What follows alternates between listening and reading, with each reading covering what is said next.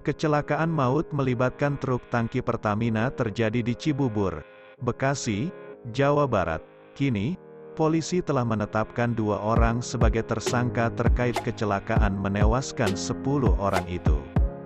Peristiwa tersebut terjadi saat lampu lalu lintas sedang merah di pertigaan CBD, Jalan Alternatif Cibubur atau Jalan Transyogi, Cibubur, Bekasi, Senin, tanggal 18 Juli tahun 2022, sore. Lokasi kecelakaan itu berada di jalanan yang menurun. Akibat kecelakaan tersebut, ada 10 orang tewas dan 5 orang terluka. Ke-10 korban tewas telah teridentifikasi dan mulai diserahkan ke pihak keluarga. Berikut fakta terbaru kecelakaan maut Cibubur. 1. Polisi cek ulang TKP. Polisi kembali menggelar olah tempat kejadian perkara TKP, di lokasi kecelakaan maut melibatkan truk Pertamina di traffic light, biasa disebut lampu merah, CBD, Jalan Alternatif Cibubur, Bekasi. Polisi memotret 13 titik di TKP kecelakaan itu. Yang kami lakukan adalah mengambil 13 titik pemotretan pengambilan scanner ini. Diharapkan dari 13 ini, kita bisa menggambarkan kronologi terjadinya awal kecelakaan, yaitu pada awal, saat, sampai dengan akhir terjadinya kecelakaan, kata Dirlantas Polda Metro Jaya, Kombes Latif Usman, di lokasi kejadian, Selasa, tanggal 19 Juli tahun 2022. Polisi menggunakan sejumlah alat bantu dalam olah TKP kecelakaan tersebut. Dia mengatakan ada banyak titik tubruk atau tabrakan di lokasi. Dengan adanya alat ini, tentu kami betul-betul ingin menggambarkan situasi terjadinya kecelakaan dan kita akan menentukan titik tubruk pertama. Karena di sini titik tubruknya banyak sekali. Ada 10 roda 2 dan 2 roda 4. Ini nanti akan tergambar awal terjadinya, sampai akhir titik tersebut, ujarnya. Nanti dengan 13 titik ini 1 atau 3 hari kita sudah bisa menggambarkan. Jadi setiap titik, kami membutuhkan 2 menit. Jadi kami memang mohon maaf kepada masyarakat Cibubur dihentikan sementara untuk mengambil beberapa titik, sambungnya. 2. Lampu merah di TKP dinonaktifkan sementara polisi pun mematikan sementara lampu merah di TKP kecelakaan itu. Kini, lampu lalu lintas tersebut difungsikan sebagai lampu hazard. Lampu merah itu sendiri baru difungsikan 3 bulan terakhir. Tentunya dengan situasi saat ini lampu sudah kita matikan, dalam artian kita menggunakan lampu hazard. Karena untuk sementara penilaian kami di lapangan, memang ini jalan tidak boleh ada hambatan karena ini turunan, kata Kombes Latif. Dia mengatakan putaran atau utun di lokasi juga sudah ditutup. Penutupan tempat putar balik itu bakal dilakukan permanen. Sementara juga utun juga sudah kami tutup. Kami akan usulkan untuk diusulkan secara permanen. Nanti akan kita diskusikan dengan semua dari CBD dan Dishub ini, ucapnya. 3. Hasil tes urin sopir. Polisi juga telah melakukan tes urin terhadap sopir dan kernet truk Pertamina. Hasilnya, sopir dan kernet dinyatakan negatif narkoba. Sudah tes urin negatif dua-duanya, baik sopir dan kernet. Kita sudah cek semalam sama Sat Narkoba dan hasilnya negatif, kata Kapolres Metro Bekasi, Kombes Hengki. Pukul 4.10 korban tewas teridentifikasi. Kabid Humas Polda Metro Jaya Kombes Zulfan menyebut ada 10 korban tewas. 9 diantaranya dibawa ke RS Polri Kramat Jati, Jakarta Timur, sedangnya 1 jenazah lainnya di RS Permata Cibubur.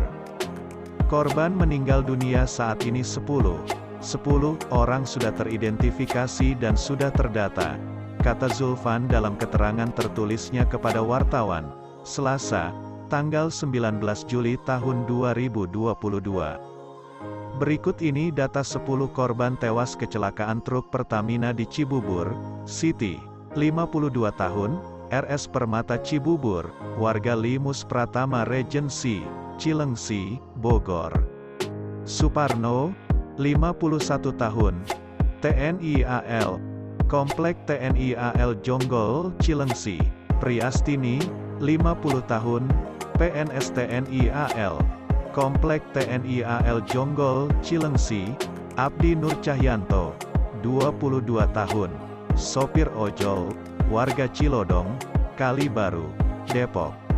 Yus Supriyatna, 50 tahun, wira swasta, warga Kampung Cikeas Hilir, Ciangsana, Bogor. Sugiyatni, 38 tahun, warga Desa Kujang Bayan, Purworejo. M. Sirat, 41 tahun, warga Desa Kujang Agung Bayan. Moh Ruslan, 44 tahun, warga Pancalang, Kuningan. Sinto Hutapea, 48 tahun, warga Jalan Cililitan Besar, Kramat Jati, Jakarta Timur. Warni, 42 tahun, warga Kampung Cikeas Hilir, Ciangsana, Bogor. 5. Tentang usulan pemasangan lampu merah, Detik.com bertanya ke pihak Citragrand Cibubur CBD, yakni Direktur Ciputra Group, Harun Hajadi. Awalnya, pihak CBD mengusulkan ke Dinas Perhubungan Kota Bekasi ada rekayasa lalu lintas di pertigaan yang menjadi TKP kecelakaan. Kami mengusulkan ada solusi rekayasa lalu lintas karena persimpangan Jalan Transyogi dan proyek itu, proyek CBD, simpang yang cukup besar, kata Harun Hajadi kepada Detik.com, Selasa, tanggal 19 Juli. Dia tidak ingat kapan usulan itu disampaikan ke Dishub Kota Bekasi dan akhirnya lampu lalu lintas, traffic light, dipasang di lokasi. Yang jelas, lampu lalu lintas sudah terpasang pada Maret tahun 2021, sebagaimana foto yang ditampilkan Google Street View. Namun demikian sebelumnya, lampu lalu lintas itu sebelumnya hanya memancarkan lampu oranye saja. Kata polisi, lampu merah baru dinyalakan sekitar 3 bulan lalu. Meski begitu, Harun Hajadi menyatakan kecelakaan kemarin bukan semata-mata karena lampu merah. Kalau remblong, apalagi keadaan jalan sedang macet sekali, ada lampu atau tidak ada lampu pasti terjadi kecelakaan, kata Harun. Usulan pihak Citragrand untuk rekayasa lalu lintas dijelaskannya bertujuan mengurangi kemacetan di lokasi. Namun soal adanya truk mengalami remblong yang celaka, itu bisa terjadi di mana saja. Kebetulan, kata dia, peristiwa kemarin terjadi di dekat proyek Citragrand Cibubur CBD. Usulan kita untuk adanya rekayasa lalu lintas itu dimaksudkan agar mengurangi kemacetan yang diderita warga seluruh kawasan yang ada di Jalan Transyogi, kata dia. 6. Sopir dan kernet jadi tersangka. Polisi menetapkan 2 orang sebagai tersangka kecelakaan maut melibatkan truk tangki Pertamina di Jalan Alternatif Cibubur, Bekasi, yang menewaskan 10 orang. Penetapan tersangka dilakukan setelah polisi melakukan serangkaian pemeriksaan.